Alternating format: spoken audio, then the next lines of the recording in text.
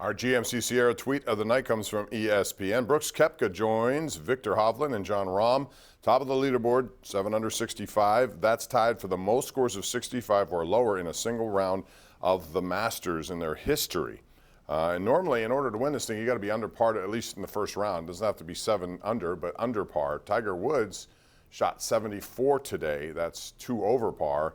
And it's just hard for him to put together 4 rounds of walking. So all things considered, that's still a pretty good round for him. Will he make the cut? Who knows at this point. But a lot of people want to see him on Saturday and Sunday if need be. And the question is, will his leg, I don't know if you saw him today on 18. Chris, he had one of those, he pounded his drive, but the stance was right at the edge of a bunker. So he had to be 1 foot in the bunker, 1 foot out. Balance is a problem for him.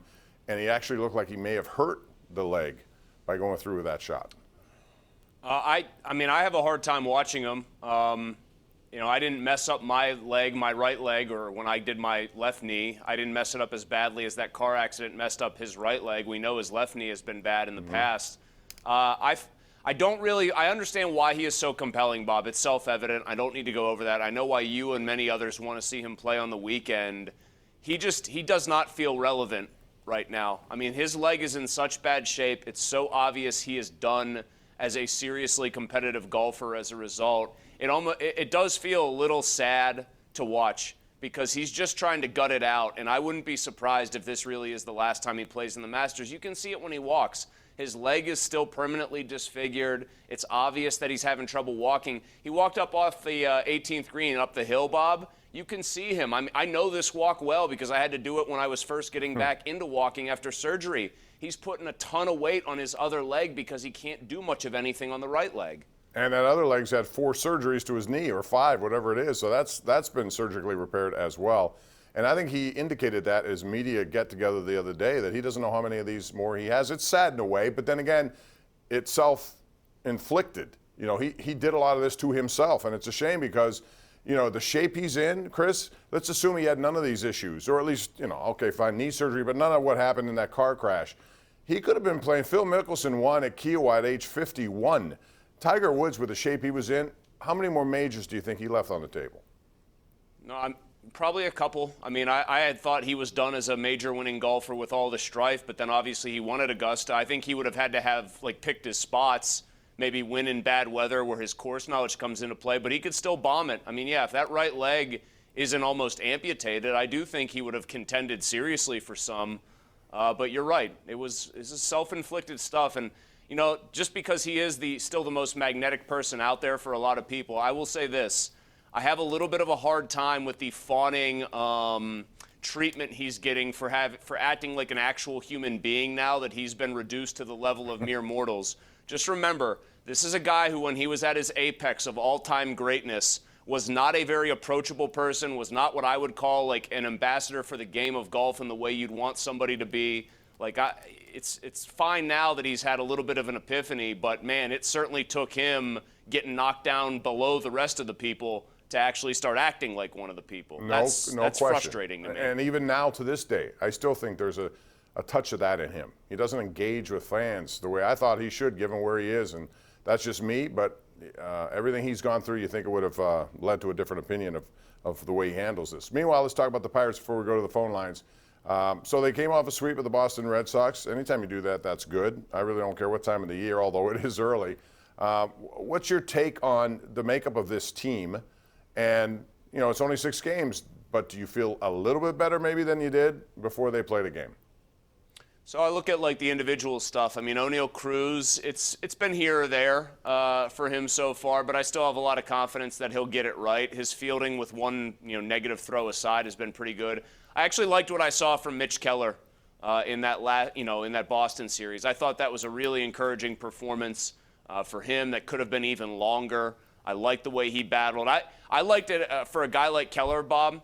I like that he showed so much emotion after Reese McGuire pulled that ball, yanked it just foul. I love that Keller comes back, gets the strikeout, and is coming off the mound hyped because I thought he was too placid early in his career.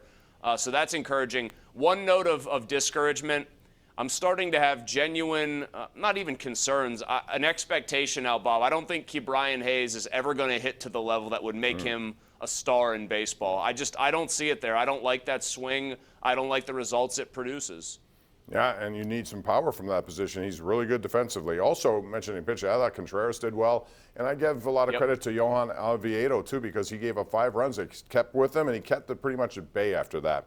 Let's go to the lines. We got Rose in Hopwood first up tonight, Chris. Hello, Rose. Rose, are you there? Yes, I'm here. Go right ahead. Yeah. Are they going to have that ball game tomorrow night as a blackout, or are we going to be able to watch it? No, the blackout is about clothing. Everybody wearing black T-shirts, Rose. They Right. want people to dress in black, to wear black T-shirts like they did 10 years ago at the wild card game. If only it could be like 10 on years television. ago. Yeah, I don't know. You can capture that same, it's one thing to dress that way, but that night was magical in that it was a hunger that had gone on for 2 decades. And maybe there's hunger now, but it's not the same on opening day as it would be on an October night when you're playing in a wild card game like that. So, but hey, it's the thought that counts, and they think that could bring, you got Russell Martin, you got AJ Brown. Okay, I get it. Let's go to, is it Harry in McCandless? Harry, how are you? Hey, guys. How you doing? What's up? Hey, I don't think that Mueller can beat anybody from 100 yards in the front. Come on. I'm getting to hit from 100 yards on 2 and 13 and 15, all those par 5s, and a caddy's telling me, hey, hit your 100-yard club and hit it to right here. I'm going to win that tournament. I'm sorry. It's going to happen. Everybody's got to deal with it. I'm a strong 12, Bob. I'm a strong 12. Listen, when you're down there, those little things get in your head. And when you see Rays Creek meandering throughout, I don't care how far out you are, you could very easily shank one. All due respect to your game, but I know mine. Something like that gets in my head, and it can just linger for holes. And I don't like that feeling. And it's hard to shake that feeling, I'm very coachable, Bob. I know myself. If the driver and all those other clubs don't have to come into play, I know I'm coachable. That caddy says, hey, jabroni, hit it right here. I can generally keep it to within a nice little 4-foot circle of that. All right. I hear what you're saying. Back to the Pirates real quick. I want to ask you about another guy who I think forged his way onto this roster was Ji-Hwan Bae, and it was good he did. I think ultimately he will be their second baseman. I think Castro, even though Castro has power and there's things I like about his game, there are things I don't like about his game. Bae seems like a guy who can actually, get on base. He's fast. He's versatile. He's very sure-handed in the field. And like I said, he earned it. I want to see more of that. I thought Swaggerty could have earned his way onto this team. Yeah, I think so. Speaking of Swaggerty real quick, I don't have very high hopes for Jack Sawinski early on here. But as for Bae, doesn't he seem like he was cut out of a mold to play now in this much more athleticism-based, quicker-paced, bases are alight with, steal attempts kind of game? Yeah. I mean, that's one thing that the pace of play clock has done and the limits on pickoff throws. I think it's made a guy like Bae much more valuable with his skill set to a team than maybe he otherwise would have been in a different way or a different era of playing baseball. Yeah. So I think he has a very good chance to stick because everything he does well dovetails nicely with the way people are starting to play the game. Yeah, I think that's an excellent point. And we're going to see that tomorrow, so get there on time or else you might miss the game. It's going to be done in 2 hours and 32 minutes.